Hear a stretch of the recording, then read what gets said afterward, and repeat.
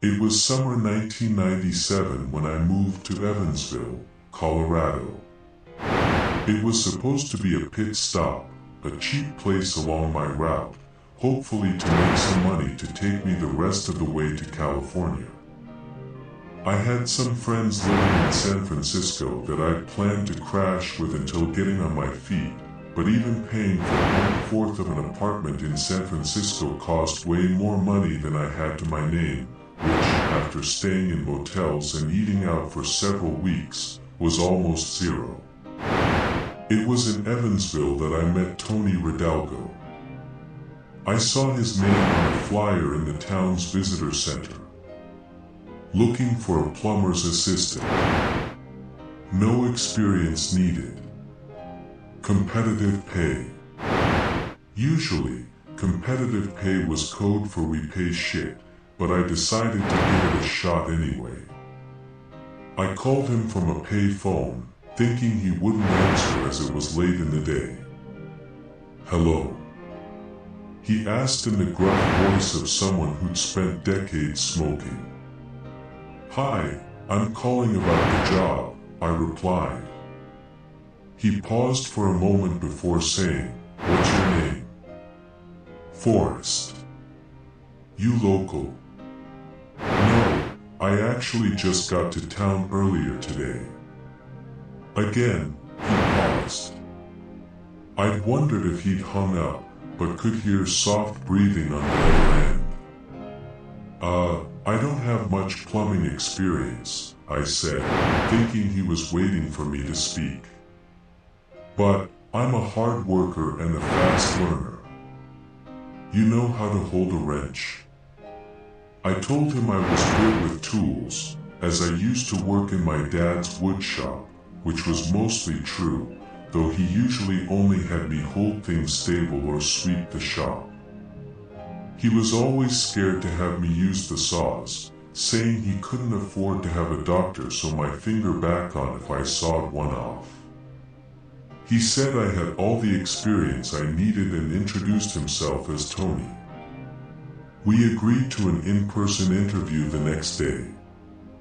The interview was held at this small warehouse on the east side of town. The little Camry that my dad left me had trouble with those mountainous roads, whining and whirring every time it took a slope. It thankfully made it to the warehouse with little time to spare. Tony was waiting outside, smoking a cigarette when I arrived. He was a large man, at least 6'3", with a pot belly and thick glasses. He waved at me to follow him inside. The inside was filled with PVC pipes and shelves containing everything from brand new tools to cleaning supplies to loose wood panels. I would have thought he was running some sort of miscellaneous hardware store out of the place. "Got everything you need, I suppose," I said to him while looking around. "Yup," he said. "Just me here and ordering supplies takes a while, so I tend to hoard the stuff I need." He led me to an office in the back with dim lighting and a desk stained white with paint. "You said your name is Forrest, right?" he asked. "Yes, sir," I replied. "Forrest Aldez." "Where are you from, Forrest?" "North Carolina. A small town called Louisville. Long way from home." "Yeah, it was time for a change." He paused. "Well, to tell you the truth, I just need someone I can trust." "That's me, sir," I replied with a smile. He leaned back in his chair and nodded. We sat in silence for a moment, making me wonder if I was supposed to say something. Eventually, Tony leaned forward and met my eyes. "Family?" he asked. Got some cousins that I don't really talk to back home," I replied. "And I never really knew my mom." And your dad? I shifted in my seat. He passed away. A few months ago. Sorry to hear that. Nah, I said. He was sick for a long time. I think it was for the best. He smiled to himself and nodded. We sat in silence for another moment as his eyes drifted to a picture frame on his desk. He smiled at it and then turned it around. There were 3 people in the picture, all standing arm in arm in a clearing surrounded by pine trees. Tony himself, a thin woman, and a young boy with shaggy blonde hair. I leaned forward and smiled. Beautiful family you got there. He turned the picture back and smiled. Yes, thank you. Family is important. The most important thing there is. You're right about that, I said, smiling. He stared at the picture for another few moments before turning back to me as if he'd forgotten I was even there.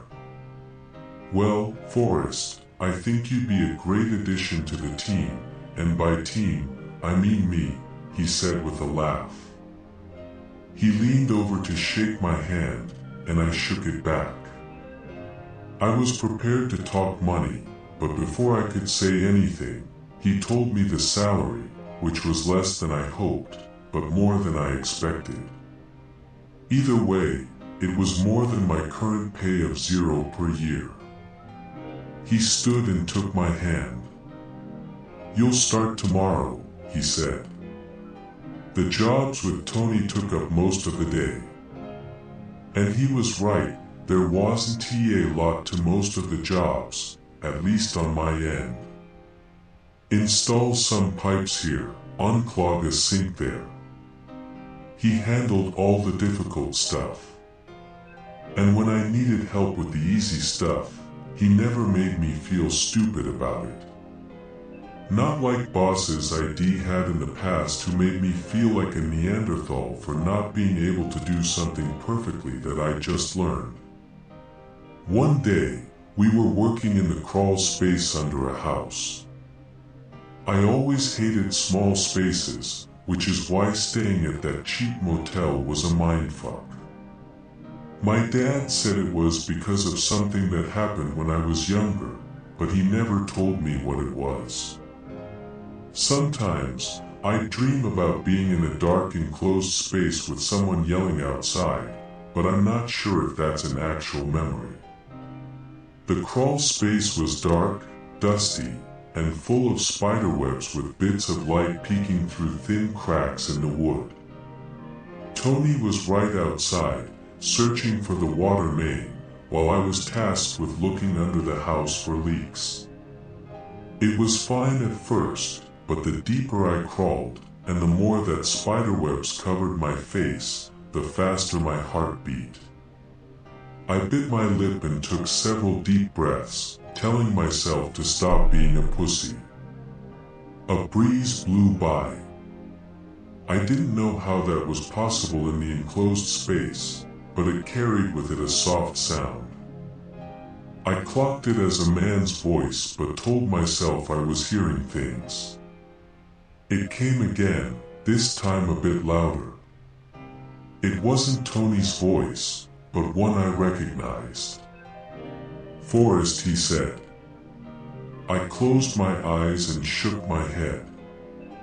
The light from the cracks disappeared. Stop, stop, I told myself. Forrest, help. Stop. I cried before crawling towards the only source of light I could find. You have to, Forrest. Stop. Stop. Stop. I continued to yell while diving into the light of the open air. Tears covered my face, and my heart beat like a bass drum. I couldn't stop my hands and legs from shaking as I rolled into a ball on the ground. A hand touched my back, bringing me back to reality. I took several deep breaths and looked around to see the still, silent woods staring back at me. Tony was standing behind me, wearing a sympathetic smile. "Come on, let us grab a beer," Tony said. There was only one bar in town as far as I could tell. This small place, called the Watering Hole, that looked almost like a rundown gas station from the outside. Tony went to the bar to order drinks while I sat at a table near the back. One of the men a few tables over lifted his head and met my eyes.